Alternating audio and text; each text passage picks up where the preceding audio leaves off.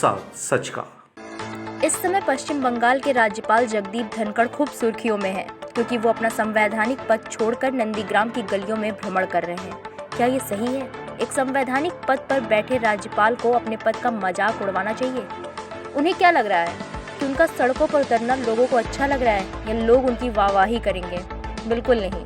एक तरह से वो सड़कों पर उतरकर बीजेपी को फायदा पहुंचा रहे हैं, जबकि उन्हें किसी पार्टी के लिए राजनीति न करके अपने पद की गरिमा बनाए रखना चाहिए था। क्या उनमें इतनी भी समझ नहीं है कि वो जिस गरिमामयी पद पर बैठे हैं उसके खिलाफ जा रहे हैं? इस समय सड़कों पर उनकी जरूरत नहीं है, बल्कि उनकी जरूरत है जो बंगाल चुनाव के लिए सड़कों पर थे, लाखों लोगों के साथ रैलियां कर रहे थे। ये अचानक चुनाव खत्म होने के बाद वो लोग कहाँ गायब हो गए? हमारे गृह मंत्री अमित शाह का तो कुछ पता नहीं चल रहा है। क्या हार के बाद वो जनता का सामना नहीं कर पा रहे हैं, या फिर सिर्फ चुनाव प्रचार की ही जिम्मेदारी है उनकी?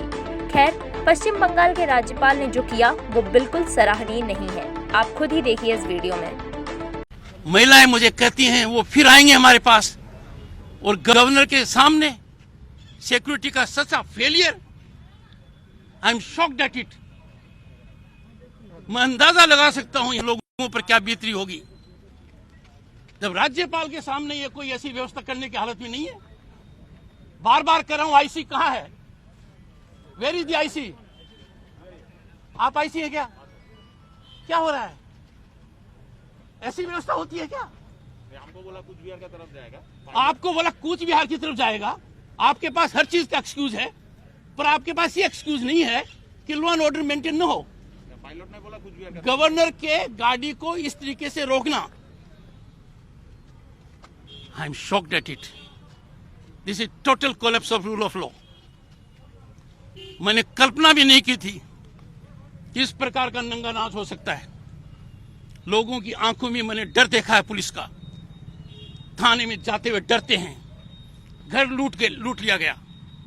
बेटी की शादी के लिए सामान किया, वो लूट लिया गया। घर में मौत हो गई, श्राद्ध का सामान लूट लिया गया। घर के बाद घर को डिस्ट्रॉय कर दिया। और इनका अति उत्साह कि कवेड़ को इधर जाना था तो भी आपकी पुलिस का फेलियर है। Your police should know where I was going. Your pilot is leading me. I am shocked at it. I am really shocked. This is destructive of democracy. Rule of law के totally खिलाफ है। मैंने आगाह किया था chief secretary और DGP को कि they must ensure there must be proper law and order while I am there. It is planned. 8 लोगों को इतनी छूट दे दी गई, उनको ऐसे हाथ जोड़कर ट्रीट कर रहे हैं। They are violating law and they are being treated as guests. Shocked at it. Are you aware what is happening here? Vivek! 10 people can create chaos here. ऐसी कहाँ है ऐसी? 10 people can create chaos here. Mobile तर पिछी दाखवा आता तुम्ही. I know you will not arrest anyone of them. You will not. Shocked at it.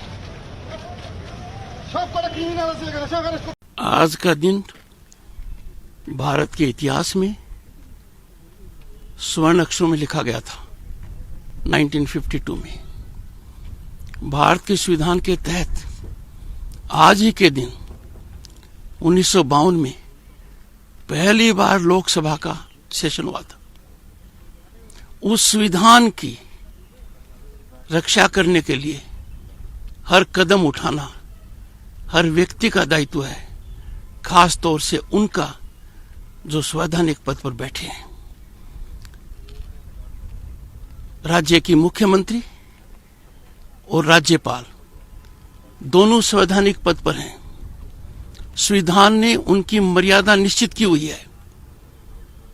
मुख्यमंत्री की मर्यादा है कि वो संविधान को अपहोल्ड करें, संविधान के अनुसार काम करें, संविधान के दायरे में काम करें।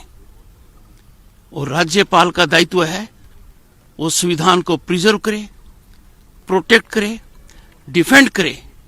और अनुच्छेद 159 के तहत राज्यपाल की ड्यूटी है संविधान के अंतर्गत जनता की सेवा करे।